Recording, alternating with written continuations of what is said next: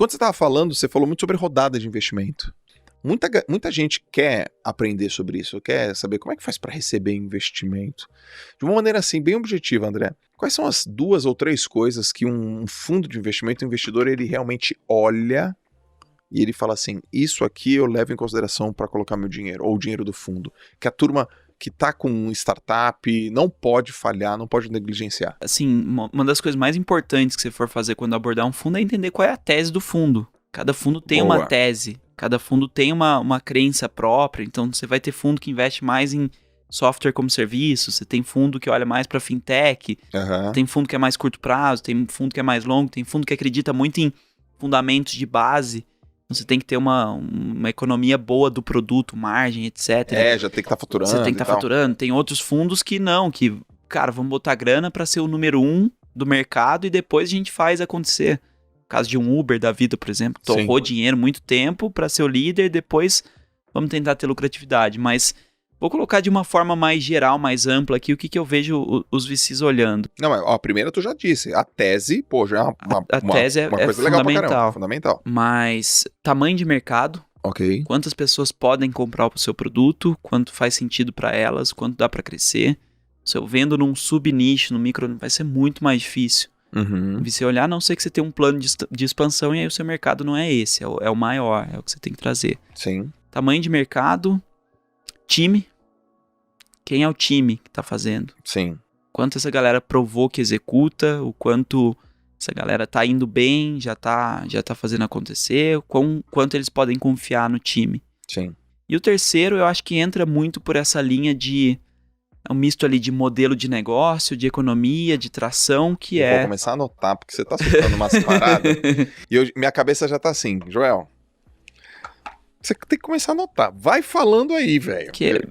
O caso da RD, por exemplo, cara, assim, a RD captou muito dinheiro, por quê? Porque ela tem um aspecto do modelo de negócio dela que casa com isso, e que não é exatamente porque é uma aposta mega nebulosa e duvidosa, porque tem gente que acha que esse mundo é meio maluco, né? O pessoal bota dinheiro e fica rezando pra dar certo. Não. O que acontece com a RD? A gente coloca um time de marketing, a gente coloca um time de vendas.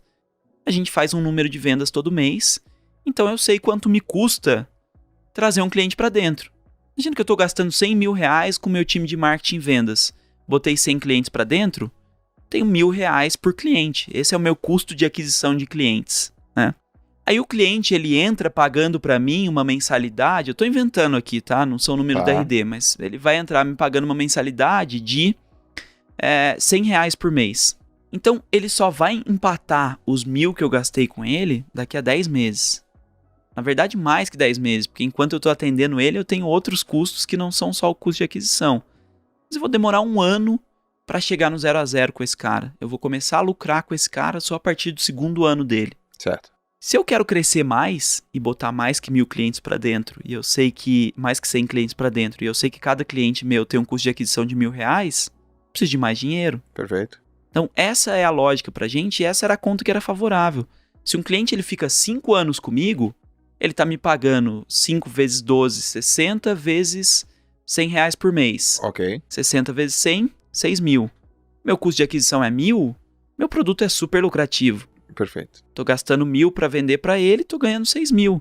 Só que eu tenho um problema de fluxo de caixa. Então, por que o investidor entra? Ele fala, cara, cresce mais.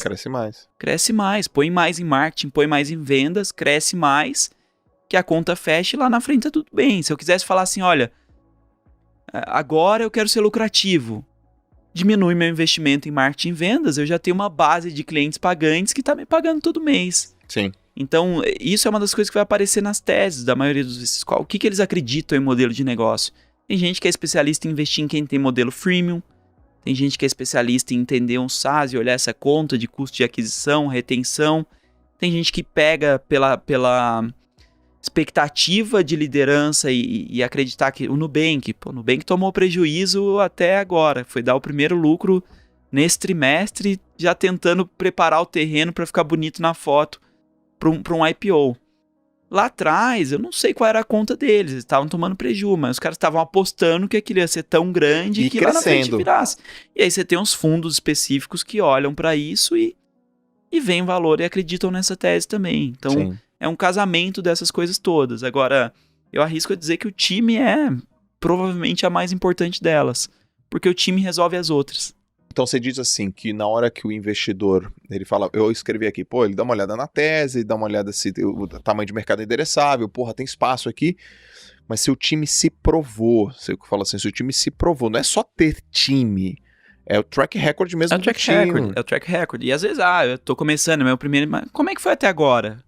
O que você já fez acontecer até agora?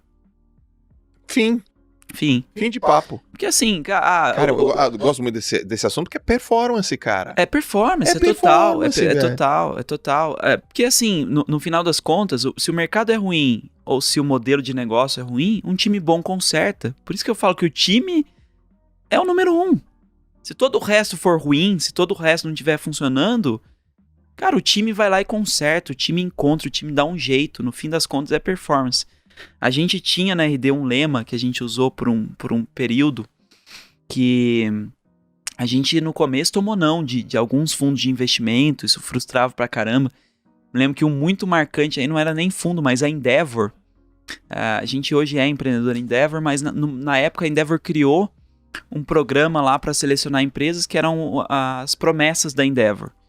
Empresas que eles achavam que tinham potencial para vir a ser de alto crescimento, que é a lógica da Endeavor. Então eles iam ajudar a preparar essas empresas para chegarem lá mais rápido. E eles criaram esse programa e a gente não passou. E aí, cara, a gente se frustrado, né? Pô, como assim? Os caras não acreditam, a gente tá fazendo um trabalho legal, tá ralando pra caramba e tal. E aí o Eric, que é o CEO, que é meu sócio, ele mandou pra gente um vídeo do Steve Martin, numa entrevista pro Charlie Rose, e o Charlie perguntou pra ele: Steve, o que você fala para as pessoas que querem entrar nesse mundo do show business, do entretenimento, que é muito difícil, a gente fala da gente, mas, cara, esse mundo, ser artista, ser músico, é muito complicado. E aí ele falou assim, cara, as pessoas quando me pedem esse conselho, o que elas esperam ouvir de mim é: faça a escola X, contrate o agente Y, isso vai te mudar. Não existe isso, não tem nada disso. Se eu puder dar um conselho pra qualquer pessoa que esteja pensando nisso ele usou be so good they can ignore. Seja tão bom que ninguém possa te ignorar. E, cara, a gente botou isso como lema o tempo inteiro. Assim, cara, o fulano não gostou, o fundo não quis. Cara, vamos ser tão bom que essa galera não possa ignorar. E foi muito engraçado, foi muito curioso, porque quando a gente fez a nossa primeira rodada de investimento, a gente conversou com outro fundo.